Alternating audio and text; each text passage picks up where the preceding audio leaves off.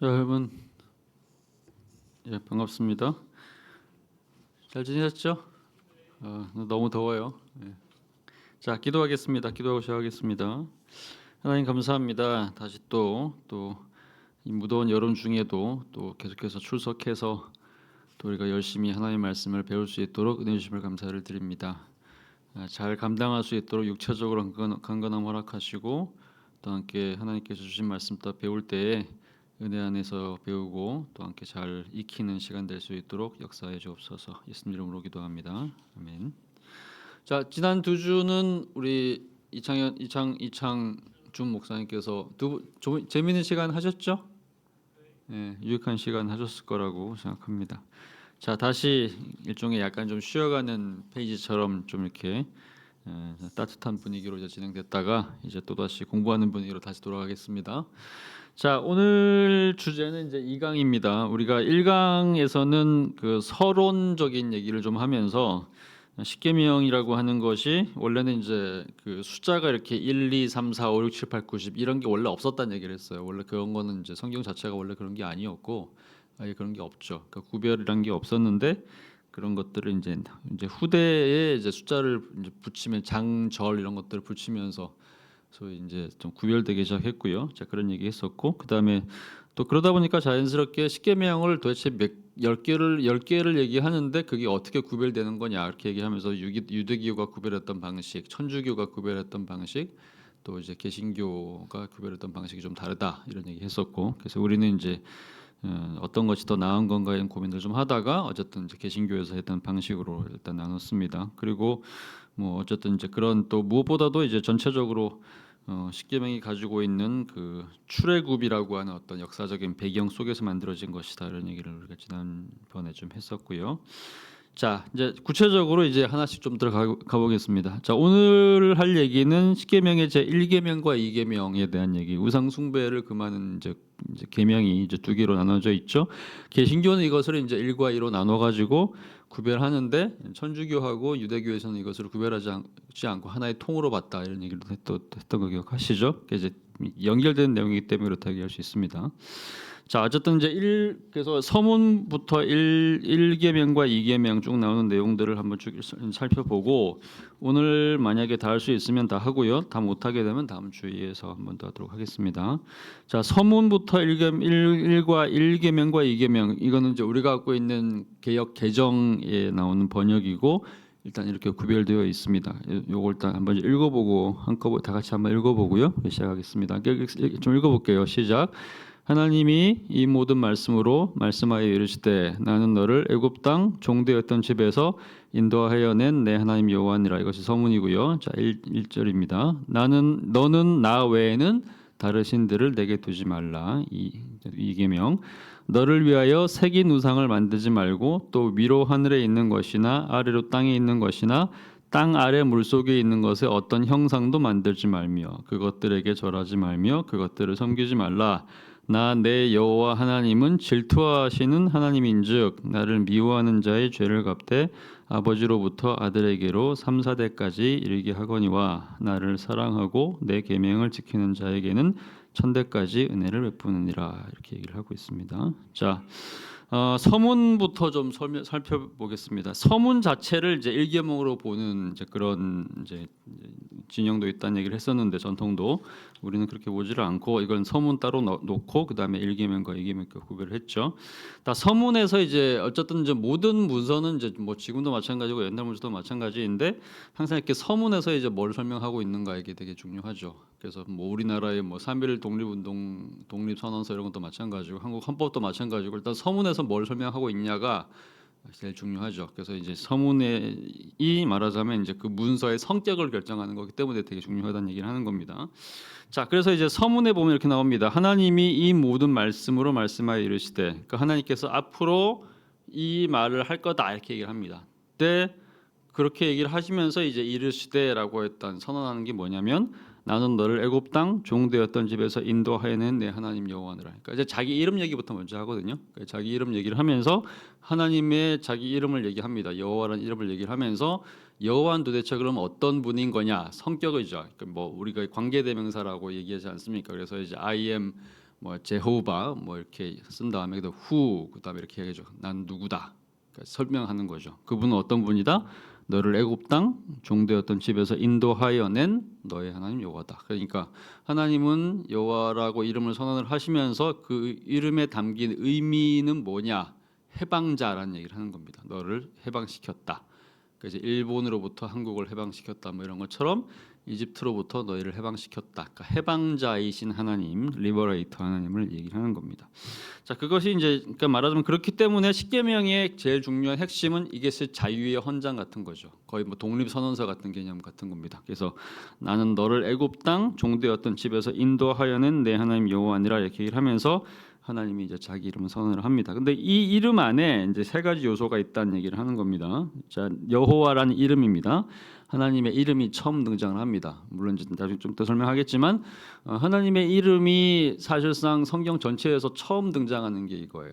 어떤 면에서는 그러니까 우리가 이전까지는 모세가 물어보잖아. 당신 누굽니까? 이렇게 얘기했을 때 이름을 알려달라고 얘기를 한 거란 말인데 그때 이제 하나님이 자기 이름을 여호와라고 알려주시죠. 그 이전까지는 그러니까 실제로 그렇죠. 창세기부터 이제 출애굽기 20장 이전까지 나오는 그 20장 출애굽기 20장 이전에 모세가 이제 하나님을 만나는 장면 그 이전에 나오는 하나님에 대한 그 구약 성경의 모든 표현 엘로힘이란 또 엘 그냥 신이란 뜻으로 엘이거든요. 또는 엘로힘 전능하신 하나님 이렇게 나옵니다. 그러니까 이제 이 단어는 모든 신에 다 보편적으로 사용될 수 있는 표현이에요. 모든 종류의 신들. 그러니까 그냥 강한 신 뭐 이런 개념. 우리로 치면 그냥 신 이런 개념인 거죠. 근데 이제 모세를 만나면서 이제 자기를 여호와라고 처음으로 소개를 하기 때문에 그때부터 이제 이름이 이제 달라지게 되고 개인 관계가 연결되는 거죠. 그러니까 이렇게 해서 이름을 선언하는 것 자체가 일단은 이름을 알려주는 거죠. 우리도 처음 딱 사람 만나면 그냥 대면 하면 관계가 이루어지지 않습니다. 그냥 지나가는 사람 누구 뭐 이렇게 되는 거죠. 그런데 그분의 이름을 알려주면서 서로 이름을 이제 소위 이제 서로 이름을 주고 받으면 통성명을 하게 되면 그때 관계가 시작이 되죠. 그런 것처럼 이제 하나님이 이제 자기 이름을 알려준다는 얘기는 관계를 시작하겠다라고 이제 선언한다는 얘기가 되겠죠. 자, 그런데 이제 더 특별한 의미가 있습니다. 뭐라고 얘기하느냐? 그냥 하나님 여호와가 아니라 너의 하나님 여호와라는 단어를 씁니다. 너의 그러니까 그냥 단순하게 이름을 알려주는 주는 정도로만 끝내는 게 아니라 너와 좀 더 특별한 관계를 맺겠다. 일종의 소유격이 들어간 거니까 내가 너의 소유가 되겠다. 또는 이제 나도 너를 소유하겠다는 일종의 관계를 선언한 거죠. 그래서 이제 나는 너의 하나님 여호와니 이렇게 얘기를 한 거고요. 자, 그 다음에 수식이가 있죠. 관계대명사 뒤에 수식이 있습니다. 어떤 하나님인 거냐, 어떤 여호와인 거냐. 너를 애굽 땅 종되었던 집에서 인도해낸 하나님이다. 이건 하나님의 행동 선언이죠. 그러니까 나는 이름을 알려주는데 심지어는 그냥 이름이 아니라 너 관계를 맺는 너의 소유인 너와 관계를 맺는 너의 하나님이다. 나의 아빠 뭐 이런 거죠. 그다음에 이제 그 하나님은 도대체 뭐 하는 분이냐? 너희를 해방시키는 분이다. 그러니까 해방자, 너의 해방자인 나 이렇게 얘기하는 거예요. 이게 이제 하나님의 자기 선언이라고 얘기하는 겁니다.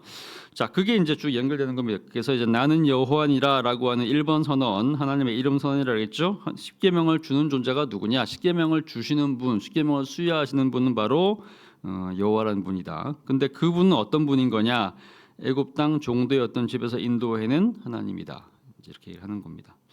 자, 그래서 이제 이 나는 여호와니라고 하는 이 단어가 처음 등장한 것이 이제 출애굽기 6장 2절이라고 2절부터 8절입니다. 아까 이제 모세가 여호와를 처음 만나는 장면 얘기하는 거죠. 그때 하나님이 이제 불타는 그 떨기나무의 형태로 이제 불이 막 타고 있는 그 떨기나무라고 하는 것은 그러니까 사막에서 자라는 그냥 그런 그죠. 한국은 산에 이렇게 되게 그 울창한 숲들이 있는 그런 이제 거의 아열대성 온대 아열대 이런 이제 숲이라서 나무들이 되게 많지만 이집트나 이런데 특히 뭐 영국도 그런 것 같아요. 이제 이런데 가 보면 산에 그냥 이렇게 그 관목들밖에 되게 이제 키 작은 무릎보다 작은 관목들밖에 없거든요. 거의 이제 가시나무 형태로 돼 있죠. 근데 그런 거에 이제 불이 붙으면 이게 굉장히 쉽게 탄단 말이죠. 왜냐면 이제 그냥 항상 건조하게 말라 있고 그다음에 이제 거의 잎이 없고 가지만 있기 때문에 그냥 거의 타버리는 거죠. 그러니까 실제로 불이 붙으면 타버리고 끝나야 되는데 여호와 모세 앞에 나타난 그 불에서는 이게 타지를 않습니다. 계속해서 이제 불이 붙어 있는 거죠. 그러니까 이게 그냥 일반적인 불이 아니라 뭔가 어떤 신적인 뭔가 있는 거구나라고 이제 이제 모세가 이제 거기에 다가갔더니 그때 이제 불 속에서 이제 하나님이 말씀하시는 거죠. 내가 바로 이제 여호와다 이렇게 하시는 거죠. 그게 이제 출애굽기 6장 2절에서 만난 이제 하나님이 얘기하는 건데 2절하고 6절, 8절 이 세 구절에 이제 이름이 세 번 나옵니다. 여호와라는 이름, 나는 여호와다. 나가 여호와다 이름을 갖고 있다는 얘기를 처음으로 이제 해주시는데 이게 세 번 나와요. 그러니까 이제 한 번도 이전까지는 출애굽기 6장 2절 이전까지는 한 번도 안 나오다가 그러니까 창세기부터 시작할 때 창세기가 하나님이 천지를 창조한 얘기고 인류를 다 이제 뭐 만들어 가시고 또 이제 경영하시는 이야기들인데 그런 모든 이야기들에 하나님이 한 번도 자기 이름을 등장시킨 적이 없거든요. 그냥 이제 모든 인류의 하나님 뭐 이런 보편적인 하나님으로 나온 거죠. 그런데 갑자기 이제 출애굽기부터는 이제 모세를 선택을 하시고 난 이후에 개인적인 이름을 알려주기 시작합니다. 그래서 이제 이렇게 얘기를 합니다. 이제 출애굽기 2장 6장 2절부터 8절까지 읽다 보면 이렇게 얘기하죠. 출애굽기 이전에 위대한 사람들이 있었어요. 아브라함이나 이삭이나 야곱. 그러니까 모세는 자기가 처음 딱 부름 받았을 때 되게 놀랐을 거 아닙니까? 왜 도대체 나지 이렇게 생각했겠죠. 내가 아브라함도 아니고 이삭도 아니고 야곱도 아니고. 그러니까 보편적으로 이제 모든 인류를 창조하시는 하나님께서 인류에게 나타났을 때도 이름을 알려주지 않으셨고 그 다음에 선택은 자기한테만 주어진 건 아니죠. 이스라엘이라는 민족이 탄생하는 배경에는 이제 아브라함 선택부터 시작되는 건데 아브라함이라는 존재부터 시작해가지고 아브라함의 아들 이삭, 그 다음에 야곱, 요셉까지 연결되는 소위 이제 계보들이 있을 거 아닙니까? 근데 그 계보들에서 하나님께서 이 사람들을 선택을 했을 때도 그 사람들한테도 그 위대한 믿음의 조상이라고 하는 아브라함과 이삭과 야곱 같은 사람들한테도 한 번도 이름을 가르쳐 준 적이 없단 말이죠. 근데 자기한테 이름을 가르쳐 줘요. 그러니까 도대체 왜 나한테 이런 걸 가르쳐 주는 거지? 무슨 굉장히 놀라는 그런 장면들입니다. 근데 그때도 이제 하나님께서 이제 아브라함과 이삭과 야곱에 나타나실 때에도 여호와라는 이름을 알려준 적이 없고 그냥 아도나이라고 이제 알려주십니다. 아도나이 또는 엘로힘.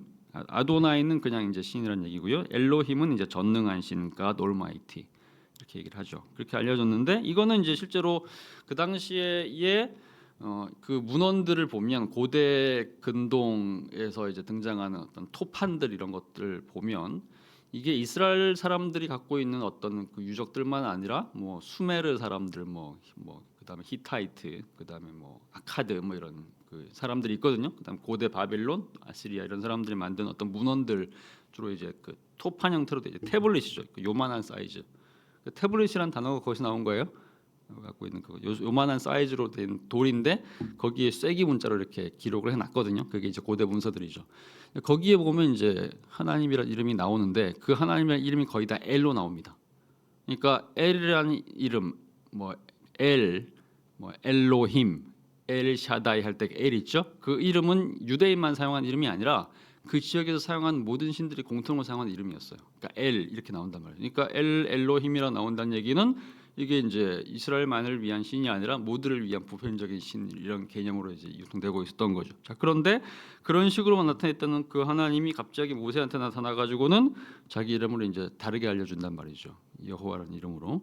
그러니까 이제 족장들에게 한 약속입니다. 약속이 있습니다. 가나안 땅에 이제 들어간다라고 이미 얘기를 했는데, 근데 이제 얘기는 했지만 희미하게만 얘기하고 또 구체적으로 이제 그 사람들을 인도해가지고 뭐 해방시키는 그런 일을 한 건 아닌 거죠. 하나님께서 어떤 면에서는 계속해서 뺑뺑이를 막 돌린단 말이죠. 막 이게 이제 아브라함한테는 이제 본토 친척 아베의 집을 떠나가지고 지시한 땅으로 가라. 근데 지시한 땅이 어딘지 몰라요. 그죠? 막 빙빙 돌립니다. 그리고 나서는 이제 이삭 때는 좀 안정되는 것 같긴 한데 요셉부터는 이제 야곱부터는 또 돌리기 시작합니다. 그래가지고 이제 그 아들 레미가 이제 팔려가가지고 그 자식들 간에 분쟁이 생겨가지고 형제가 형제를 팔아먹어가지고 그 이제 그 마지막 형제였던 요셉이 11번째 아들이었던 요셉이 이집트로 팔려가게 되죠. 결국은 이제 우여곡절 끝에 결국엔 총리가 되어서 정착하게 된 거긴 하지만 사실은 감옥에 끌려갔던 어떤 면에서는 죄수로 간 거였던 거잖아요. 그러니까 노예로 간 거였고, 그러니까 이제 뭐 여러 면에서 약속의 땅을 얘기했지만 약속이 보이지 않는, 그러니까 희미한 약속이 성취될 가능성이 전혀 없어 보이는 그런 상황으로 연결된 거기 때문에 어떤 면에서는 약속을 했음에도 그 약속의 그 징표가 너무너무 미약했던 거죠. 근데 오히려 이렇게 그 애굽 땅에 있던 노예 상태로 있던 이제 모세를 불러다가 결국에는 이제 구체적인 약속을 주십니다. 가나안 땅으로 이제 들어가기로 한 약속을 이제 지키기 위해서 내가 니네 조상들한테 얘기했다. 그때는 내가 구체적인 이름으로 나타나지 않아 그냥 엘로 나타났다. 엘로힘으로. 그런데 이제는 여호와 이름으로 나타나가지고 이제부터 내가 뭐 할 거냐. 이제 진짜로 너 데리고 간다. 이렇게 한단 말이죠. 굉장히 구체적인 얘기를 하는 겁니다. 그러면서 이제 이집트에서 약속을 지키기 위해서 이집트에서 해방시키고 가나안 땅으로 인도하면서 비로소 여호와라는 이름을 이제 드러냅니다. 그러니까 나는 여호와니라라는 이 이름 선언은 오직 출애굽 역사 모세와 관련될 때만 등장한 이름이에요. 그 이전까지는 여호와 이름이 없었어요, 그죠? 그러니까 이제 여호와 이름은 항상 우리가 언제 생각해야 되는 거냐? 구원하시는 하나님으로 생각해야 되는 거죠. 그러니까 우리가 이제 만약 이런 걸 우리가 이해를 한다면 우리가 기도할 때도 조금 다르게 기도할 수 있을 것 같아요. 그냥 하나님이라고 기도할 때 하고 우리가 여호와 하나님이라는 이름을 가지고 기도할 때 좀 구체적으로 차이가 있을 수 있겠죠. 그냥 하나님 하면 그냥 우리를 인도하시는 하나님, 그냥 늘 뭐 주도하시는 하나님, 뭐 전능하신 하나님 이렇게 얘기할 수 있겠지만 우리가 정말 어떤 절박한 상황에 이제 처해 있을 때 정말로 하나님께서 나를 좀 거기서 좀 구해 주시면 좋겠다. 나를 좀 건져 주시면 좋겠다. 나를 좀 거기서 좀 꺼내 주시면 좋겠다. 이런 어떤 절박한 상황이 생길 때 우리가 그때 하나님을 부를 때는 좀 다르게 부를 수 있을 거 아닙니까? 그죠? 그냥 하나님이 아니라 여호와 하나님이라고 부르면 이제 이때 이 상황에서 절망적인 그 애굽의 그 노예 상황에서 건져낸 하나님으로 이제 우리 연결시킨다면 좀 구체적인 이제 표현이 가능한 거겠죠. 자, 그래서 이제 실제로 여호와라는 이름은 이제 무조건 출애굽 역사랑 연결될 때에만 등장합니다. 그러니까 여호와 하나님이라는 이름은 반드시 해방자이자 구원자이신 하나님으로만 등장하는 거죠. 그러니까 1과 3번은 이제 연결되어 있는 거죠. 1은 상 없이 존재할 수 없다. 그러니까 여호와라는 이름은 반드시 애굽 땅에서 해방시킨 하나님을 얘기하는 거기 때문에 그래서 이제 1과 3번은 반드시 연결됩니다. 하나님이 구원하시는 하나님이라는 행동을 선언할 때만 그 이름이 가능해진다는 겁니다. 자, 두 번째입니다. 나는 너의 하나님이다. 관계인 거죠. 십계명을 수여하는 자, 십계명을 주시는 하나님은 십계명을 받는 우리랑 도대체 무슨 관계에 있는 거냐 이렇게 얘기하는 거죠. 자, 너의 하나님, 나의 하나님 이렇게 되는 겁니다. 그러니까 하나님이 우리에게 나는 너의 하나님 이렇게 얘기한다는 얘기는 우리는 반대로 고백할 수 있는 거죠. 그러면 하나님은 우리에게는 하나님은 나의 하나님이 되는 거죠. 너의 하나님은 동시에 나의 하나님. 그러니까 하나님께서 이스라엘 백성들을 구원하시겠다라고 이제 헌신을 약속하는 겁니다. 내가 반드시 구원할 거야. 그러니까 그런 하나님이 만약에 우리한테 오셔가지고 나를 구원하시는 하나님이 된다면 우리는 당연히 우리를 구원하시는 그 하나님 앞에서 또 이제 헌신된 관계를 또 상호적으로 또 이제 서약을 하겠죠. 그러니까 상호 헌신하는 언약 관계 설정이 이제 이루어진 겁니다. 그러니까 이제 언약 문서라는 거죠. 하나님이 나에게 헌신을 하시고 나도 하나님께 헌신하시고 그러니까 주시는 게 있으면 받는 것도 있는 거죠. 주고받는 관계를 얘기하는 겁니다. 자, 그럼 이 언약 관계의 의미가 도대체 뭐냐? 이제 설명을 할 때 출애굽기 그 십계명이 이제 출애굽기 20장에 등장한다는 얘기를 했었고요. 이게 첫 번째 나오는 십계명이고, 그 다음에 이제 신명기가 율법의 이제 그 재해석 또는 율법을 반복한다는 얘기라고 했었죠. 그러니까 우리의 그 신명기라는 이름 자체는 이제 뭐 신적 명령 뭐 이런 개념으로 이제 등장하는 건데.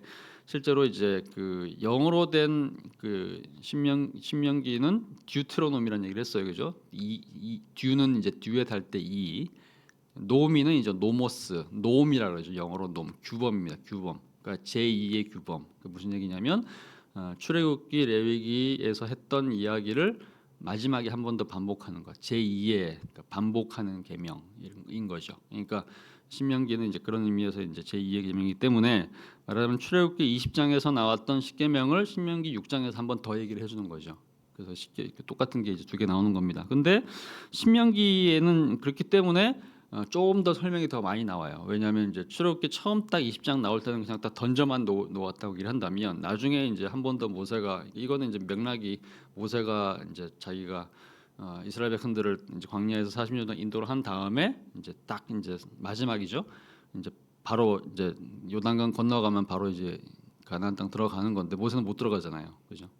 그러니까 이제 말하자면 이제 신명기는 모세가 율법을 다시 설명해 주는 거니까 일종의 고별 설교를 한 겁니다. 그러니까 신명기가 40장에 해당하는 굉장히 긴 내용이 이제 들어 있는데 그 40장 내용이 말하자면 모세의 고별 설교 같은 거예요. 유언 같은 거죠. 모세의 유언집 이게 이제 신명기인데 그때 이제 그렇기 때문에 마지막 얘기를 하면 사람들이 좀 말이 좀 길어질 수밖에 없잖아요. 이전 거를 다시 설명해야 되니까 좀 풀어 설명하는 거죠. 그러니까 이제 그 풀어 설명하는 내용이 신명기 6장 20절에 나옵니다. 20장부터 25절. 그러니까 십계명이 도대체 왜 주어졌느냐, 십계명을 비롯한 율법이 왜 우리에게 주어졌느냐는 얘기를 하면서 모세가 좀 설명을 많이 하는 거죠. 근데 그 얘기가 신명기 6장 20절에서 25절에 나옵니다.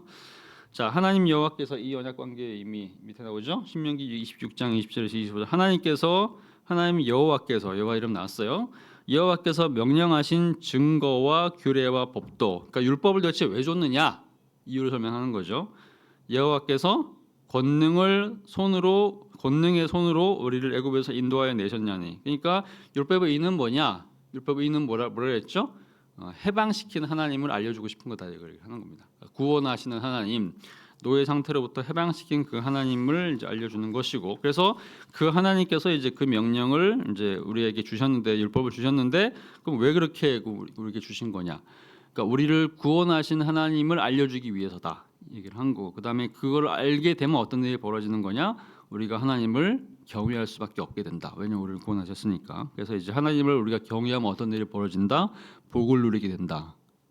7페이지 넘어갑니다. 그래서 여호와께서 우리를 이제 함께 살려 하시는 것이고, 또 우리가 하나님께서 명령하신 그 명령을 이제 우리 끝까지 지키게 되면 그것이 우리에게 의가 된다. 이렇게 얘기하는 거죠. 그러니까 어쩌면 이건 신약도 연결되겠죠. 우리가 이 그리스도를 믿으면 그 믿음으로 우리가 의롭다함을 받는다. 의신칭의가 되는 것처럼 우리가 하나님의 율법을 지키게 되면 그것이 우리에게 의로움이 되어서 하나님 앞에서 우리가 의로운 자가 된다. 이런 얘기를 하는 겁니다. 자, 이런 식으로 해서 일단 쭉 설명을 합니다. 자, 그래서 이제 1계명이 이제 기본적인 내용은 이렇게 나와 있죠.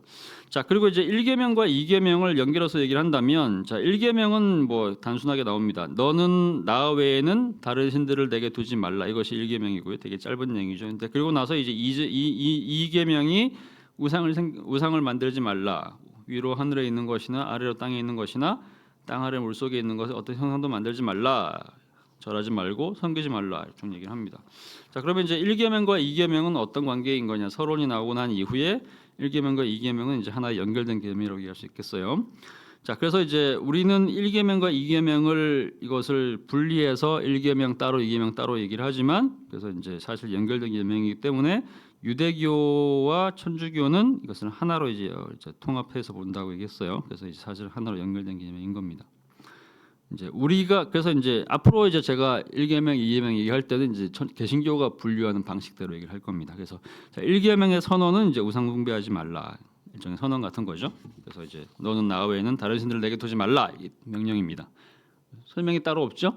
그럼 2계명은 뭐 하는 거냐? 말하면 해설이 해당하는 거겠죠. 그래서 우상 숭배 도대체 뭐 하는 거냐? 우상 숭배는 도대체 어떤 걸 우상 숭배로 얘기하는 거냐? 그건 하늘에 있는 형상을 만드는 거다. 땅에 있는 형상을 만드는 거다. 물 속에 있는 존재의 형상을 만드는 거다. 이렇게 설명하는 것이 이제 형태라고 할 수 있겠죠. 그래서 1계명의 선언과 2계명의 해설 이렇게 나온다고 할 수 있겠습니다. 자, 서문 얘기했고 이제 1계명의 관계 얘기했고, 자, 그럼 하나씩 좀 살펴보겠습니다. 자, 1계명입니다. 너는 나 외에는 다른 신들을 내게 두지 말라. 명령은 되게 어렵지 않아요. 아주 단순합니다. 너희는 어떻게 해야 되는 거냐? 하지 말라. 뭘 하지 말라고 얘기하는 겁니까? 나 외에는, 하나님 여호와 이외에는 다른 신들, 그러니까 다른 신들 우상들을 너에게 두지 말라, 뭐 섬기지 말라, 만들지 말라 이런 거겠죠. 단순하게 이제 번역이 됩니다. 두 가지만 좀 집중하면 되겠죠. 뭐 내게 두지 말라, 섬기지 말라는 얘기일 테니까. 그럼 나 외에는 이게 도대체 무슨 얘기일까? 그다음에 이제 다른 신들은 도대체 뭘까? 두 가지를 좀 설명해 볼게요. 자, 나 외에는이란 단어는 히브리어 단어로 이제 알파나이 이렇게 이제 되어 있는 건데요. 알파나이라고 하는 이 히브리어 단어를 이제 번역할 수 있는 가능성은 여러 가지가 있습니다. 그래서 실제로 이제 파나이란 뜻은 내 얼굴, 내 존재, 내 전면 이렇게 다 번역이 가능해요. 그러니까 내 얼굴. 알은 이제 전치사인데요. 히브리어가 되게 그 골치 아픈 게 뭐냐면, 그러니까 그 언어는 현대 언어로 오면 올수록 정교해지고 아주 의미가 분명해집니다. 그러니까 그러니까 예를 들면 이제 우리가 전치사라고 한다면 전치사가 뭐 앞에서란 전치사 따로 있고 뭐 in front of, 뭐 before 이런 식으로 뭐 외에는 뭐 beside, except 이런 거 있잖아요. 그다음 따라서 뭐 according to 뭐 이런 식으로 근거하여 뭐 based on 뭐 이런 식으로 그다음에 대신하여 뭐 instead of 함께 with 그다음에 넘어서 beyond 때문에 because of 뭐 위에 above 옆에 뭐 이런 거 있잖아요. 이렇게 해가지고 하나 하나가 다 이렇게 구체적으로 의미가 분명해지는 것이 현대 언어예요. 이제 세상이 점점 더 복잡해지고 학문이 발전하고 이럴수록 뭔가 정교해지죠. 근데 고대로 가면 갈수록 이제 옛날로 가면 갈수록 언어가 되게 두루뭉실해져요. 우리도 그렇지 않습니까? 여러분들이 그러니까 이제 요즘 시대는 언어가 되게 분명해지는데 여러분들이 할머니 할아버지들만 랑만 얘기를 해봐도 이분들이 하는 얘기가 정확히 뭔 의미인지를 파악하지 못한 경우들이 있어요. 그죠? 정교하지 않거든요. 그냥 이렇게 막 뒤섞어 쓴단 말이죠. 이 의미이기도 하고 굉장히 이제 말 자체가 중의적이죠. 이 의미인 것 같기도 한데 사실은 이 의미이기도 하고 뒤섞어 씁니다. 그게 이제 옛날 사람들의 방식이고 시간 개념도 마찬가지죠. 우리는 예를 들면 이제 뭐 정확히 11시 50분 시작합니다. 그러면 우리 딱 11시 50분에 딱 시작해야 되는 건데 근데 이제 옛날에는 그냥 오전에 오시오 이렇게 하면 그냥 오전에 이렇게 아침에 한 8시부터 12시 사이 언제든지 오면 된다. 뭐 그냥 뭐 한나절 뭐 그냥 따뜻할 때 오시오 이러면 이제 그게 그 따뜻할 때가 언젠지 정확하지 않거든요. 그러니까 시골 사람들이 이제 시간 개념들이 이렇게 두리뭉실한 거죠. 그러니까 언어도 마찬가지예요. 언어도 이제 고대로 가면 갈수록 되게 이렇게 두루뭉실해져요. 그래서 전치사도 옛날 전치사들은 한 전치사 안에 모든 의미가 다 들어 있습니다. 여기서 보면 이제 알파나이라고 돼 있는데 이걸 정확하게 그냥 뭐 나 외에는 이렇게 딱 정확하게 R이 그냥 외에는 이렇게 하면 딱 except 이런 개념만 딱 하시면 너무너무 이제 의미가 명확한데 옛날 고대 히브리어는 히브리어 자체가 이제 워낙에 옛날 이제 언어이고 그다음에 지금 이스라엘 사람들이 사용하는 히브리어랑 또 성경에 나오는 고대 히브리어가 좀 다르거든요.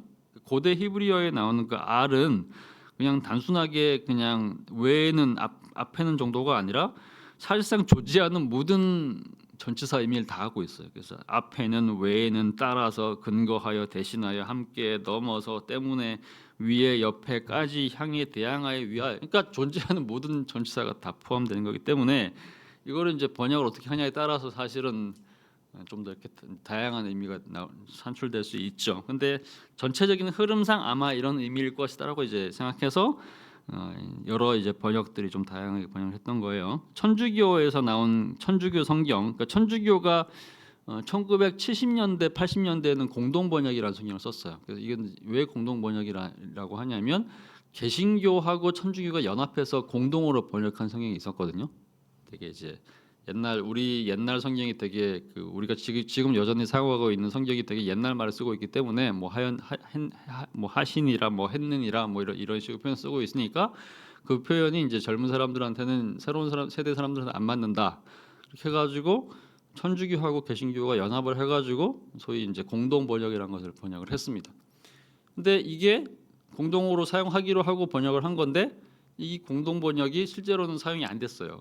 왜 그러냐면 천주교랑 번역을 하면서 이제 하나님을 다 한 느낌으로 번역을 해버리고 그다음에 이제 되게 이제 편안한 어떤 표현들을 바꾸다 보니까 천주교는 사용을 했는데 개신교에서는 기장이라 그러죠. 기장이라고 하는 이제 아주 진보적인 교단에서만 이 공동 번역을 사용하고 나머지 교파들은 이걸 다 거부를 해버립니다. 그러면서 공동 번역이 사용이 안 됐죠. 그런데 천주교는 어쨌든 간에 1990년대 이제 정도까지 이 번역서를 사용을 했습니다. 약속을 지킨 거죠. 그러다가 이제 나중에 이제 200주년 천주교 200주년 한국에서 천주교가 1784년에 들어오기 때문에 1884년 그러니까 1984년이겠죠. 200년이니까 1980년대에 천주교가 이제 자체적으로 자기네 번역을 만들어냅니다. 그 번역 성경이 천주교 200주년 기념 성경이라고 하는 겁니다. 근데 이 번역 성경에서 이제 번역을 하면서 이렇게 하면 나 밖에 이렇게 번역을 했죠. 그러니까 우리는 너는 나 외에는 다른 신들을 내게 두지 말라 이렇게 번역을 했는데 천주교에서는 이제 너는 나 밖에는 다른 신들을 섬기지 마시오 이렇게 이제 번역을 했다는 얘기죠. 자, 그다음에 이제 공동 번역이나 새 번역, 개신교 번역에서는 이제 내 앞에서라고 이제 번역을 했습니다. before이라고 돼 있어요. 그러니까 너는 내 앞에서 다른 신들을 내게 두지 말라 이렇게 번역했다는 얘기가 되는 거죠. 나 외에는이 아니라 내 앞에서 before가. 근데 이거 왜 이렇게 번역을 했냐면 영어 성경이 이 유명한 성경들이 킹 제임스가 되게 유명하잖아요. 킹 제임스도 그렇고 그다음에 NIV도 이제 현대어 성경으로 되게 제일 많이 사용되는 것이 이제 NIV인데 그다음에 NRS 같은 이제 리바이시즈 개정 번역 성경들이 보면 이걸 비폼이라고 번역했어요. 하나님 앞에서 내 앞에서. 그러니까 내 앞에서라는 단어로 써서 이제 번역을 했기 때문에 이것이 이제 원어상으로는 좀 더 의미가 가깝다고 번역을 이제 생각했기 때문에 그래서 이제 공동 번역이랑 새 번역이 이것을 이제 before이라고 번역을 한 거죠. 자 그런데 내 앞에서라고 번역하는 것도 뭐 틀린 번역은 아니지만 여기서는 이제 어쨌든 우상 숭배를 금하는 명령이기 때문에 여호와의 유일성, 유일신으로서의 하나님에 대한 어떤 강조점이 들어가기 때문에 내 앞에서라는 의미도 좋은 의미이긴 하지만 그보다는 이제 그 예외적 표현이 되게 중요하겠다라고 생각했던 거죠. 그래서 이후에 나오는 이제 이전의 한글 개역 성경, 개역 개정, 현대내 성경 같은 성경들은 이제 나 외라고 하는 이제 옛 번역을 이제 지지를 합니다. 그래서 나 외는이라는 이제 번역으로 가장 많이 번역이 되어 있죠. 영어 성경 중에도 이제 NAV라든지 타낙이라고 하는 그러니까 영어로 번역된 유대인들 그러니까 미국에 영국에 사는 영어권에 있는 유대인들이 번역한 성경인 건데 거기에도 이제 beside me 이렇게 돼가지고 나 except 개념이죠. 나 외에는 이렇게 번역을 했죠. 그래서 뭐 나 밖에 뭐 내 앞에서 나 외에 다 가능한 거긴 하지만 어쨌든 간에 중요한 건 뭐냐면 절대자라는 개념을 강조하고 싶은 겁니다. 하나님이 이제 수많은 신들 중에 하나가 아니라 오직 하나님, 진짜 하나님은 한 분밖에 없다. 그러니까 다른 신들을 섬기지 말고 오직 하나님만 섬기라 얘기했을 때, 그러니까 이스라엘과 이제 하나님께서 언약을 맺으셨는데, 그러니까 말하자면 이제 엘로힘 이런 개념에서는 모든 민족의 하나님인 거죠. 그러니까 천지를 창조하신 하나님이 이스라엘만 만든 게 아니라 모든 민족을 다 만든 거기 때문에 하나님이 이제 말하자면 그때 당시에 나오는 그 하나님, 그 엘샤다이 또는 이제 엘로힘의 하나님, 엘의 하나님은 모든 이들을 위한 하나님인 겁니다. 그것도 의미가 있겠죠. 그런데 여호와라는 이름을 쓴 때부터는 하나님께서 수많은 다른 민족이 아니라 이스라엘이라고 하는 유대인들이라고 하는 독특한 사람들만 따로 이제 구별한 거기 때문에 그때부터는 이제 하나님과의 관계가 굉장히 독점적 관계가 되는 거, 일종의 배타적 관계가 되는 겁니다. 그러니까 결혼을 할 때 한 남자와 한 여자가 서로 서약을 하면서 검은 물이 팥불이 될 때까지 산다. 근데 이 여자랑 한 여자랑만 관계를 맺는 거죠. 그러니까 1대2, 뭐 1대3, 뭐 3대2 이런 게 아니잖아요. 물론 요즘은 또 뭐 중원 개념이 이제 다 부활하고는 있긴 하지만 옛날에 뭐 일부 다처제 시대 또 1차 다부제 시대에는 또 그런 것들이 유효하지 않았지만 원칙적으로는 어쨌든 간에 한 남자와 한 여자 이게 이제 기독교의 기본적인 원리이죠. 그러다 보니까 관계는 독점적일 수밖에 없는 거죠. 하나님과 인간 그래서 하나님과 기독교인들과의 관계를 항상 성경은 이제 신랑 대 신부 관계로 묘사를 하죠. 그러니까 이제 1대1 독점적 관계 얘기하는 거죠. 그러니까 하나님도 절대적이고 인간도 절대적으로 이제 하나님만 섬기겠다. 그분도 하나님도 우리만 독점적으로 사랑하시겠다 이렇게 얘기를 하는. 그래서 독점적인 언약을 맺었고 그래서 이제 독점적인 언약을 맺었으니까 당연히 관계도 배타적일 수밖에 없게 된다는 얘기죠. 그러니까 이제 이것은 이제 질투하는 하나님이라는 표현이 이제 가능해진 이유가 거기 있는 겁니다. 당연히 이제 여호와는 질투하는 하나님이다. 무슨 얘기냐? 배타적으로 사랑을 요구하는 하나님이라 이거죠. 다른 대상을 사랑하거나 다른 대상이랑 어떤 관계를 맺는 것을 거부하는 하나님이라는 얘기가 되는 거죠. 그래서 그러나 하나님에 대한 마땅한 반응은 뭐냐? 신명기 6장 4절에서 5절, 또 마가복음 12장 30절, 마음을 다하고 뜻을 다하고 힘을 다하여 주 너의 하나님을 사랑하라. 좀 더 구체적으로 얘기한다면 마음을 다하고 뜻을 다하고 힘을 다하여 주 너의 하나님만을 사랑하라 이렇게 되는 거겠죠. 그죠? beside 나 외에는 이런 표현이 들어가는 거니까 이제 마음과 뜻과 힘과 정성을 다해서 주 너의 하나님을 사랑하라. 정확히 얘기하자면 주 하나님도 여호와 하나님만 사랑하라 이렇게 되는 겁니다. 자, 그래서 이제 그러면 이제 나 외엔이라는 단어가 나온 이제 해석이 이렇게 되는 거고, 자 그다음에 그러면 이제 1계명에 나오는 너는 나 외엔에서 이제 나 외에는 설명이 됐고. 다른 신들을 내게 두지 말라 이렇게 얘기하는데 이 다른 신들은 도대체 뭐냐 이거죠. 자, 이 얘기는 이제 사실상 이 계명을 연결됩니다. 이 계명을 보면 이렇게 나옵니다. 다른 신들을 내게 두지 말라라고 1계명에 얘기를 하지만 그 1계명에 나오는 다른 신들에 대한 해석은 사실은 2계명에 들어 있는 거죠. 그래서 사실은 그래서 우리는 1계명과 2계명 구별을 하지만 유대교랑 천주교에서는 결국에는 이제 이 계명이 그래서 하나라고 보는 거예요.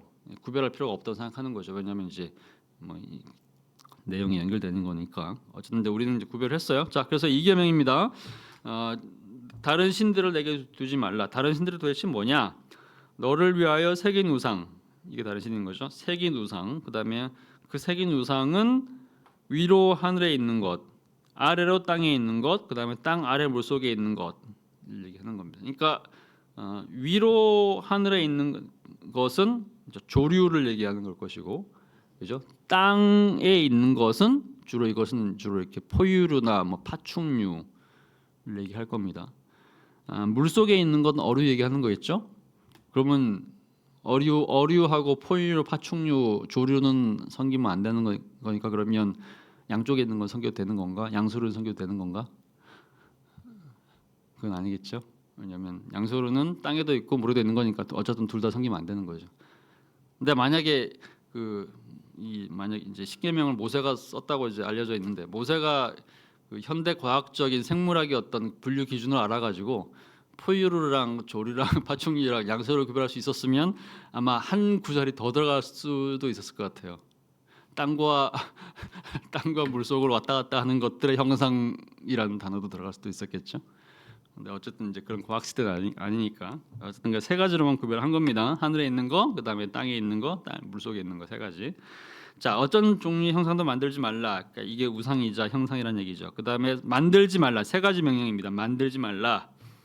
두 번째 절하지 말라. 세 번째 섬기지 말라. 그러니까 뭐 이것을 만드는 것도 금지고 그다음에 이제 당연히 이제 예배의 대상으로 섬기는 것도 이제 당연히 이제 금하는 것이고 절하는 거 이제 금하는 겁니다. 자, 일단 이제 그러면 이제 도대체 이 우상은 도대체 어떻게 얘기되는 거냐? 일단 기본적으로는 일단 문자 그대로만 얘기한다면 형상을 만들지 말라고 한 거니까 물리적인 걸 얘기하는 겁니다. 만들어진 것들을 거부하는 거죠. 근데 단순하게 이제 물리적 형상만 얘기하는 건 아니고 영적인 의미도 여기 담겨 있다고 얘기할 수 있을 것 같아요. 일단 물리적 형상부터 좀 보겠습니다. 자, 새긴 우상, 뭐 영어로 이렇게 다양하게 표현됩니다. 뭐 기분 이미지, 주어진 이미지, 카브드 이미지, 그러니까 조각된 이미지, 스컬프드 이미지 또 역시는 이제 조각됐다는 얘기겠죠. 그러니까 새겨지거나 조각된 거. 그러니까 뭐 부조도 당연히 안 되는 것이고 조각도 안 되는 것이고 뭔가 이렇게 나무 이런 걸 만드는 것도 안 되는 얘기입니다. 근데 이런 것들을 이제 일반적으로 우상 이렇게 얘기를 하는데 우상은 그 국어 사전을 좀 찾아보면 우상이라는 것은 짝 허수아비 그 배필의 모양 이렇게 얘기를 합니다. 원래 이제 의미 자체가 그렇다는 얘기예요. 그러니까 인간의 짝하는 것, 인간과 이렇게 대비되는 것, 또 인간의 모양을 흉내는 허수아비 이런 것들을 일반적으로 우상 이렇게 얘기를 합니다. 자, 그러면서 이제 어쨌든 이제 우상이라고 하는 것을 섬기지 말라 얘기를 하는데 이제 모세가 이 단어를 썼을 때 하늘에 있는 것, 아래로 땅에 있는 것, 땅 아래 물 속에 있는 것이라는 단어를 썼을 때 모세가 뭔가 연상을 하면서 얘기를 했을 가능성이 되게 높아요. 그 왜 그러느냐? 실제 이 출애굽하던 그 시기에 모세가 살았던 시대에는 굉장히 이제 우상이 많았던 시대일 겁니다. 물론 이제 지금도 우상이 이제 없는 시대는 아니지만 뭐 사방에도 우상들이 널려 있기는 하지만 종교성이 요즘은 옛날만큼 강하지는 않죠. 근데 이제 옛날에는 이제 워낙에 이제 종교성이 강한 그런 시대였기 때문에 이제 어디든지 우상들이 있는 겁니다. 그런데 특히 이제 이집트 같은 경우는 워낙 거대한 제국이었고 우리가 이집트의 어떤 고고학들을 발견하면 이제 확인할 수 있고 그다음에 또 수많은 뭐 피라미드 이런 데서 이제 많이 보는 것처럼 유난히 우상이 많은 나라였어요. 뭔가 새겨 만든 것들이 되게 많았던 그런 나라였던 거고. 그다음에 이제 고대 국가들의 특징들이 뭐냐면 고대 국가들은 그러니까 그 고대 개념에서 그 유일신이라는 개념은 사실상 거의 존재하지 않는 개념이라고 생각하시면 됩니다. 그 무슨 얘기냐면 신은 하나가 아니거든요. 신은 많으면 많을수록 좋은 거라고 생각하는 것이 고대인들의 사고방식인 거죠. 그러니까 아내가 많으면 부자인 것처럼, 그죠? 아내가 많다는 얘기는 그만큼 그 아내들을 다 먹여 살릴 수 있는 능력이 있다는 얘기가 되는 거니까 고대에서는. 그래서 일부 다체제 아닙니까? 그래서 이제 능력을 과시하는 거죠. 신이 많다는 얘기는 무슨 얘기냐면 그만큼 신들의 부자인 거죠. 그래서 고대에는 신은 많으면 많을수록 좋은 거예요. 되게 힘이 있다는 얘기가 되는 것이고 또 한편으로는 이제 어떤 개념이냐면 한 나라가 다른 나라를 침공해가지고 그 나라를 먹어버렸다. 그러면 내가 섬기는 신이 우리나라를 지켜주는 신이 다른 나라의 신을 한테 이긴 거니까 그 신도 내게 되는 거죠. 그러니까 신이 하나가 더 생기는 겁니다. 이게 로마도 그랬거든요. 로마 시대까지 그랬거든요. 그러니까 이제 대부분 그리스도 마찬가지고 로마도 마찬가지고 신들이 너무너무 많잖아요. 그러니까 신은 많으면 많을수록 좋은 그런 개념이기 때문에 당연히 이제 수많은 신들의 형상을 많이 만들어 놓고 그 신들을 섬기는 것은 굉장히 의미가 있는 거죠. 그죠? 그게 이제 고대식 사고방식이었기 때문에 특히 이제 이집트는 가장 강력한 나라 중에 하나고 신이 많다는 얘기는 무슨 얘기냐면 이집트가 그만큼 많은 나라를 정복했다는 얘기가 되는 거예요. 그러니까 처음부터 이집트가 수많은 신들을 섬기지는 않았을 거예요. 어떤 특정 신이 아마 가장 중요한 신이었을 거예요. 근데 이집트가 이제 주변에 있는 나라들이랑 전쟁을 해가지고 하나씩 하나씩 정복을 하는 겁니다. 아프리카 뭐 이디오피아도 정복하고 그다음에 수많은 어떤 누비아 뭐 정복하고 바다가 이제 지중해 이제 넘어와가지고 이스라엘도 정복하고 그다음에 수많은 어떤 그 메소포타미아에 있는 나라들 뭐 민족들을 정복을 하면서 수많은 신들을 이제 확보를 했겠죠. 근데 그런 신들 하나하나가 다 이집트에서 굉장히 이제 유명한 신들로 이제 자리를 잡고 있었던 거죠. 그래서 이 당시에 이제 이집트 안에서 있는 수많은 이제 신들이 있었습니다. 뭐 이집트 마찬가지고 이제 나중에 강력한 제국들이 되는 나라도 마찬가지죠. 바벨론, 아시리아, 모압, 블레셋, 암몬들이 있는데 자 이런 것들의 이제 형상들이 어떻게 생겼는지는 성경에서도 가끔씩 묘사를 합니다. 어떤 건 해를 흉내내는 어떤 모양도 있고 달을 흉내내는 모양도 있고 별 모양도 있고 물고기의 모양. 그러니까 다곤 신이라 그러죠. 블레셋 신이 굉장히 이제 그 성경에서 이제 블레셋이 이스라엘이랑 워낙에 많이 싸웠기 때문에 블레셋 신들을 얘기 나오는데 블레셋 신은 다곤 신이라고 이제 나오죠, 그죠? 근데 그 다곤 신의 형상은 어떻게 생긴 거냐면 반인 반어예요. 그러니까 인어처럼 생겼어요. 그 이제 머리통이랑 허리까지는 사람인데 꼬리는 이제 물고기처럼 생겼습니다. 그럼 도대체 왜 그러면 블레셋 사람들은 다곤이라고 하는 이 물고기 신을 섬긴 거냐? 이유가 있어요. 배경은 뭐냐? 이 블레셋 사람들 자체가 원래부터가 바다에 살던 사람들이었거든요. 해양 민족이었어요.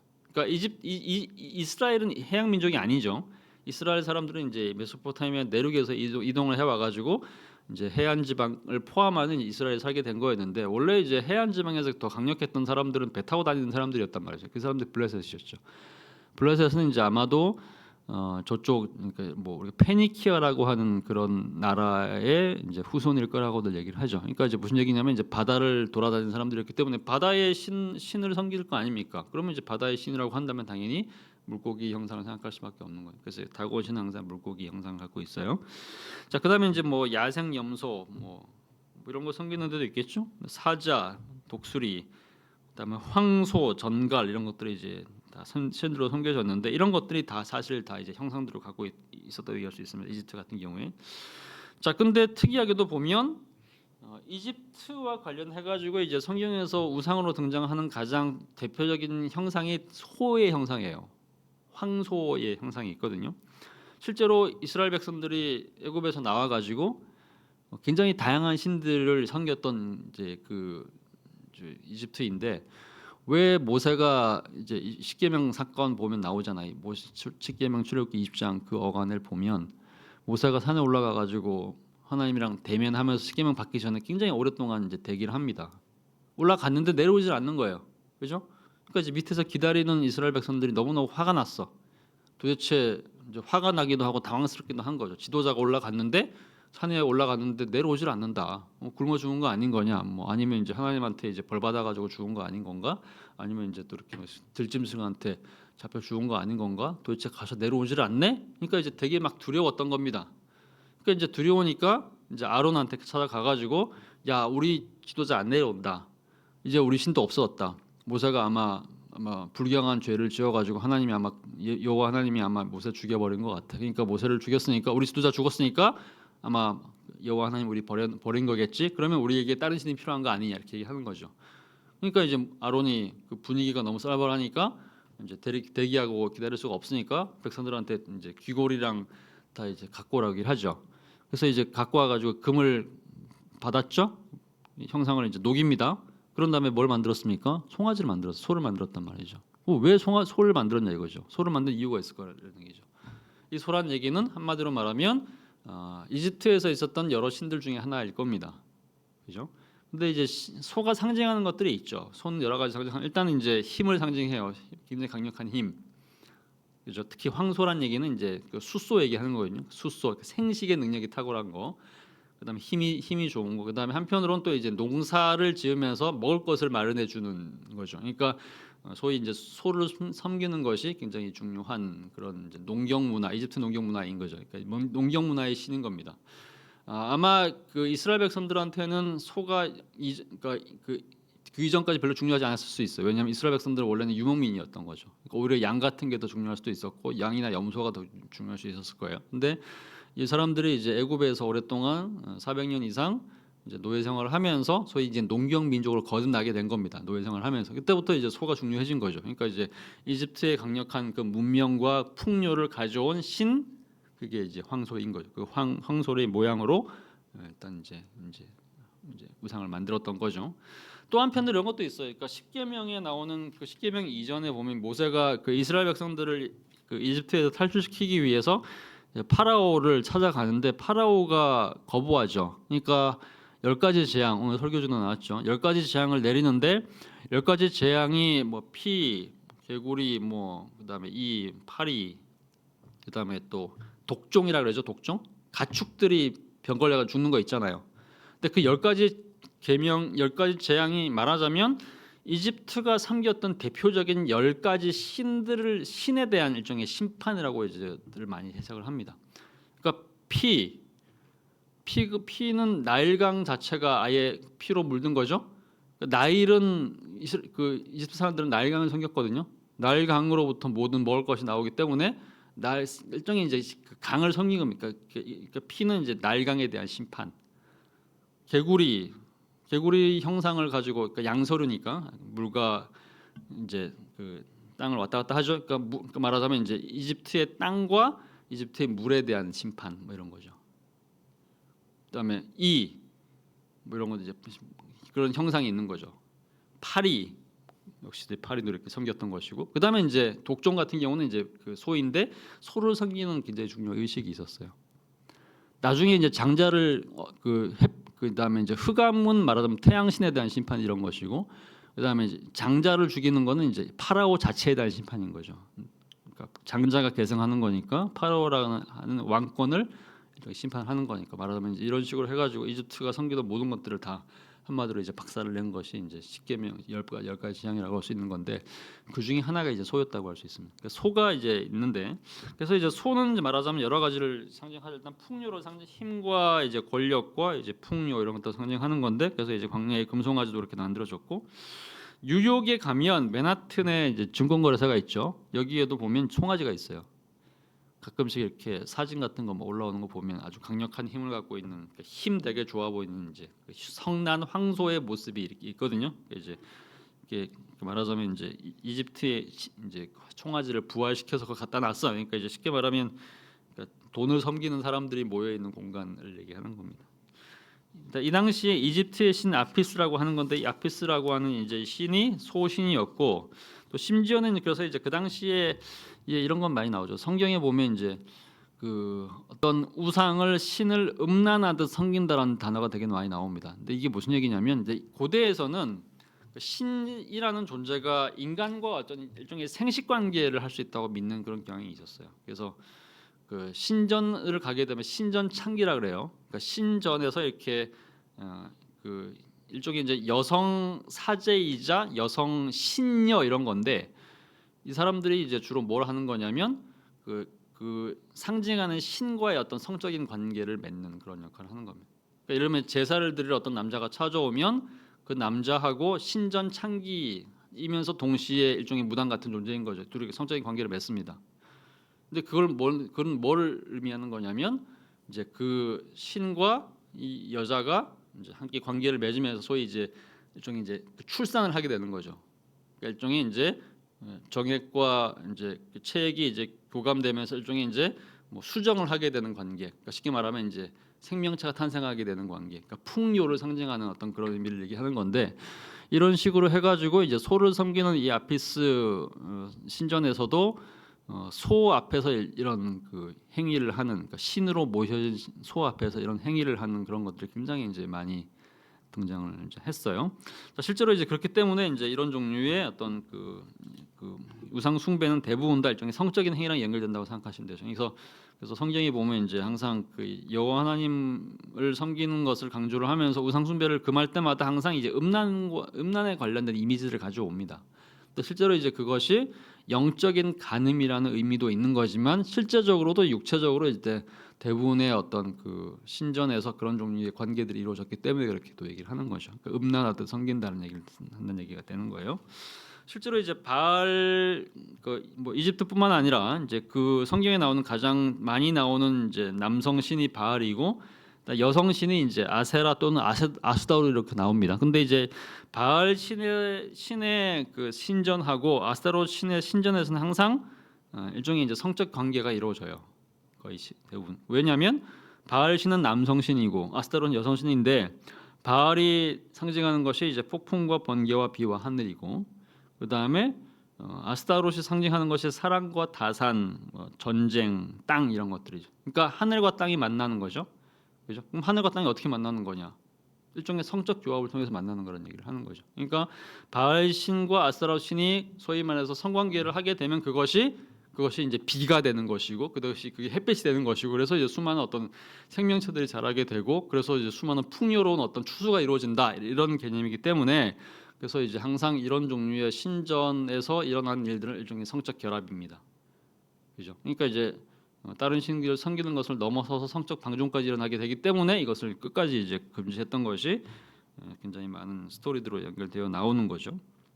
자, 그러면 이것은 뭐 그 동네에서만 고대 그 동네에서만 일어나는 일인 건가? 고대 메소포타미아나 뭐 그리스나 이집트 이런 데서만 일어나는 일인 건가? 그렇지도 않아요. 이게 한국에도 있는 관습이에요. 이제 밑에 보시면 나경이라고 하는 것이 있으면 무슨 얘기죠? 빨가벗은 상태로 이제 나체 상태로 경작한다는 얘기가 되는 겁니다. 이게 무슨 얘기냐? 이제 조선일보 2005년 11월 11일자에 그 이규태라고 하는 이제 한국의 유명한 문화 인류학자가 있죠. 근데 이분이 이제 매번 뭐 일주일에 한 번 정도인가 이제 매일이었는지 모르겠는데 어쨌든 간에 이제 조선일보에다가 일종의 기고를 했어요. 근데 이런 얘기 나옵니다. 나경이라고 하는 풍습에 대한 얘기가 나옵니다.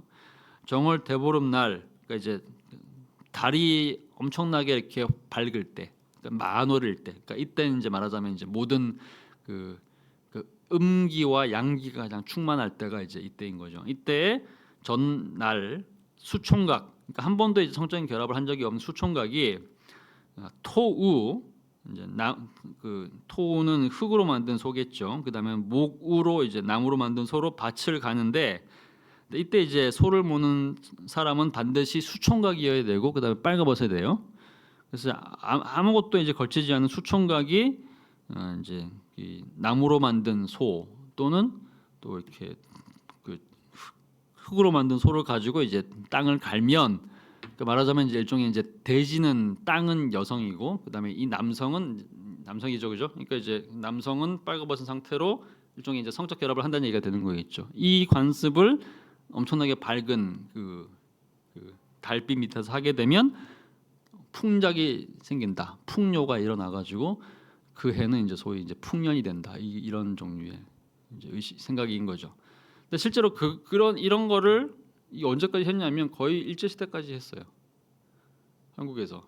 그러니까 한국에서도 거의 뭐 고대의 이집트나 메소포타미아랑 비슷하게 그냥 농경 민족들은 대부분 다 이런 생각을 하는 거죠. 지금이야 우리가 뭐 과학적으로 또 이제 엄청난 어떤 현대적인 어떤 농법들로 땅을 이렇게 개간하거나 비료를 사용하는 방식을 사용했지만 소위 이제 근현대 시대 이전까지는 거의 전적으로 이제 하늘의 비에 의존하는 것이 또 하늘의 별이라든지 비라든지 또는 이렇게 그 햇빛 이런 것에 바람 이런 것에 의존하는 것이 우리 인간의 어떤 생리였고 뭐 자연을 극복할 수 있는 힘이 없었던 시대였던 거니까 결국에는 이제 신의 마음을 달래는 것이 거의 유일한 생존 방식이었던 거죠. 그러니까 말하자면 이런 식의 어떤 의식을 통해 가지고 풍작을 기원하는 거죠. 기우제랑 비슷한 겁니다. 기우제도 사실은 그렇게 해가지고 신을 깨우고 산한테 이제 제사를 드려가지고 신의 마음을 달래는 거잖아요. 제발 좀 우리 좀 도와주세요. 비를 좀 내려주세요. 이렇게 하는 것처럼 그런 것처럼 이제 나경도 일종의 그런 행위라고 할 수 있는 겁니다. 그러니까 말하자면 이 수총각을 바칠 테니까 땅의 신이여, 땅의 여신이여, 이 수총각을 바칠 테니까 이제 이 수총각을 거둬들이시고 그래서 소수를 좀 많이 내주세요 이런 거죠. 뭐 수천여를 바치는 것도 마찬가지고 천여를 바치는 것도 마찬가지고 총각을 바치는 것도 마찬가지고 일단 이런 식의 어떤 행위들이 있었던 거죠. 그게 이제 한국의 어떤 분위기였다고 할 수 있습니다.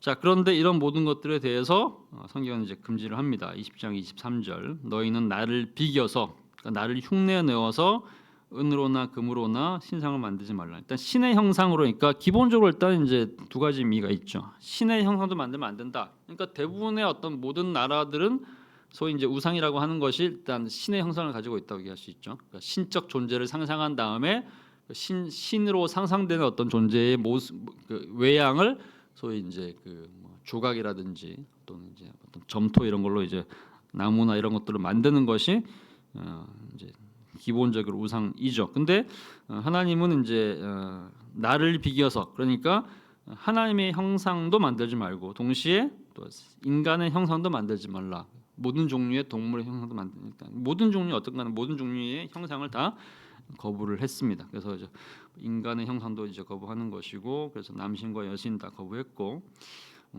그래서 개신교뿐만 아니라 원래 기독교는 그 자체로 그러니까 뭐 우상을 다 거부했기 때문에 실제로 한 6세기, 7세기 정도까지는 아예 모든 종류의 형상이 없었다고 얘기할 수 있습니다. 그러니까 만든 것도 없고 그린 것도 없는 거죠. 근데 이제 언제부터 생기기 시작한 거냐면 이제 그 로마 제국이 멸망을 했어요. 멸망시킨 사람들이 이제 게르만족들이었는데 이 게르만족들이 이제 일자무식이거든요. 글자를 읽을 수 없는 사람들이 대부분이었기 때문에 이런 사람들한테 이제 복음을 전하기 위해서는 그림으로 기독교 신앙을 설명할 필요가 있다. 그러면서 그때부터 이제 소위 이제 그림들이 그려지기 시작합니다. 예수님 얼굴, 마리아 얼굴, 심지어는 이제 하나님의 얼굴도 막 그리기 시작하고 이러면서 이제 이게 그림이 되고 나중에는 이제 만들어 놓은 어떤 형상, 마리아나 예수님, 특히 이제 제자들 형상들을 만들면서 이런 것들이 이제 교회 안에 이제 도입되기 시작하고 이게 굉장히 중요한 어떤 그 수단으로 이제 교육의 수단 또는 이제 개종의 수단으로 활용되기 시작하죠. 그때부터 이제 천주교 안에 이제 우리가 알고 있는 소위 이제 형상들이 들어오기 시작한 겁니다. 종교개혁은 16세기 종교개혁은 이 모든 것들 다 거부하죠. 그래서 다시 이제 옛날 모습으로 돌린 거라고 할 수 있기 때문에 그래서 개신교는 기본적으로 그런 의미에서 천주교의 이제 예수 마리아나 성인들의 형상을 이제 거부한다는 얘기를 할 수 있겠죠. 자, 근데 우상이라고 하는 것은 우상을 제작하고 신전을 건축하고 하는 것들은 한편으로 이제 그 존재를 섬기는 것으로, 그러니까 하나님 이외에 어떤 다른 종류의 존재를 만들어 가지고 그를 섬기는 거기 때문에 그들에 의해서 우리가 지배당하고 종속되는 것도 있지만 한편으로는 이것이 이제 의존이지만 한편으로는 지배 욕구도 이제 포함된다고 할 수 있어요. 무슨 얘기냐? 우상을 만든다는 얘기는 그 우리가 우상으로 어떤 섬기고자 하는 존재에 대한 어떤 우리의 어떤 믿음을 드러내고 우리가 그들을 경외하는 표현이기도 하지만 한편으로는 만든다는 얘기는 소유하고자 하는 욕구 같은 거라고 할 수 있습니다. 그러니까 우상을 만든다는 얘기는 그 신을 우리가 소유하고 내 것으로 만들고 사유화하고 조작하려는 의지까지를 포함한다고 얘기할 수 있는 거죠. 무슨 얘기냐? 사사 시대에 이제 미가라는 이야기가 있습니다. 사사기 17장 18절 보면 이런 게 나옵니다. 이제 그때 이제 사사기 시대는 한마디로 이제 뭐 그때 이제 왕이 없어서 이제 백성들이 소견에 옳은 대로 행한다는 얘기가 되게 이게 무슨 얘기냐면 이 왕이라는 얘기는 이제 그냥 통치자만 얘기하는 것이 아니라 하나님에 대한 얘기이기도 해요. 그러니까 이제 중구난방의 시대라는 얘기죠. 무슨 얘기를 하는 거냐? 근데 이때 있었던 사건 중에 하나가 사사기 17장 7절 보면 이제 미가라는 부자가 있었는데 이 부자가 원래는 이스라엘이라는 나라는 그 제사장이라고 하는 것은 국가 종교거든요. 그러니까 제사장은 사적 소유가 아니라 공적 역할을 감당하는 일종의 사제인 거죠, 제사장. 근데 미가가 이제 자기네 이제 집에 가문의 영광을 위해서 은을 가지고 신상을 만듭니다. 그러니까 신상 만들지 말라고 했는데도 신상을 만들었어요. 뭐 어떻게 만들었는지 어떤 모양인지 모르죠. 아마도 이제 그 동네에 있는 다른 어떤 그 이교도들의 신상을 흉년을 냈겠죠. 근데 그거를 만든 다음에 그 신상을 섬기는 제사장을 따로 고용을 합니다. 그게 레위인인 거죠. 그러니까 사실 어떤 면에서는 이제 가장 타락한 모습을 보여주는 거라고 할 수 있겠죠. 공적 종교로서의 어떤 레위인이 그 역할을 해야 될 레위인이 사적으로 이제 부자한테 가가지고 그 한 가문의 한 집안의 개인 제사장 역할을 하는 거고, 근데 그걸 위해서 이제 또 다른 신상을 만들어 놓고 근데 나중에 또 이제 단지파가 쳐들어와 가지고 이 지방을 점령을 하니까 이제 저 더 큰 무대로 옮겨가 가지고 단지파를 위한 제사장 역할을 한단 말이죠. 이게 이제 마가 이제 그 사사기 17장 18절에 나오는 이제 미가 이야기죠. 근데 왜 이런 일이 벌어지는 거냐? 이게 보여주는 겁니다. 신이라는 존재를 한편으로 섬기지만 동시에 내가 신을 소유하려는 욕구, 신을 내 것으로 만들려는 욕구, 이것이 있다고 얘기하십니다. 이걸 지역화 또는 조작화 이렇게 합니다. 동기가 있는 거죠. 위험하거나 위대한 신의 능력을 인간이 이용하기 위해서는, 그러니까 필요할 때마다 꺼내 가지고 활용하기 위해서는 신을 어딘가 자기한테 아주 가까운 곳, 한정된 곳, 특정한 영역과 공간에 묶어둬야 안전한 거죠. 그러니까 신을 눈에 보이지 않는, 여호와 하나님은 보이지 않는 신으로 이제 등장하시는데, 그렇게 하면 이용하기가 너무 힘들어요. 그죠? 그러니까 어떤 형상 안에 가둬 놓고 이것을 내 공간에다 놓아두면 필요할 때마다 이 신을 활용할 수가 있는 거야. 내 걸로 만들 수 있는 거죠. 이것을 이제 지역화라고 합니다. 그러니까 특정 공간에다가 이제 만들어 놓고, 그래서 이제 신전도 만들고 신상도 만드는 거죠. 가둬두는 거죠. 그리고는 이제 그 신을 필요할 때마다 내가 필요할 만큼 사용하는 거죠. 이것이 조작입니다. 그래서 이제 내 손으로 주문다는 얘기죠. 물질로 모양을 만들어 주면 그 안에서 내가 욕망하는 데 활용할 수 있는 거죠. 그러니까 우상이라고 하는 것이 이제 그런 두 가지 의미가 있습니다. 한편으로는 이제 우리가 섬기는 대상이기도 하지만 한편으로는 그 신이 나를 섬기도록 활용하는 것이 이제 어떤 면에서는 이제 우상의 이제 모습이라고 할 수 있겠죠. 자, 그래서 우상은 이런 식으로 이제 적용될 때 항상 이제 문제가 될 수 있겠죠. 자, 우리 신앙도 이제 그런 점에서 항상 우상화의 어떤 요소들이 있어요. 하나님을 사적으로 이제 활용하는 경우들이 있죠. 내 욕구와 내 욕망과 내 성공을 위해서, 그렇죠? 자, 그런 얘기들이 있을 것인데 이제 그와 관련된 얘기는 이제 다음 주에 하도록 하겠습니다. 그래서 이제 8페이지의 2번 영적 상징적 의미에서의 우상이라는 얘기를 다음 주에 하고 이어서 바로 이제 3강으로 넘어가도록 하겠습니다. 여기까지. 자, 여기까지 시간 됐으니까 마무리하도록 하겠습니다. 자, 여기까지 하겠습니다. 수고하셨습니다.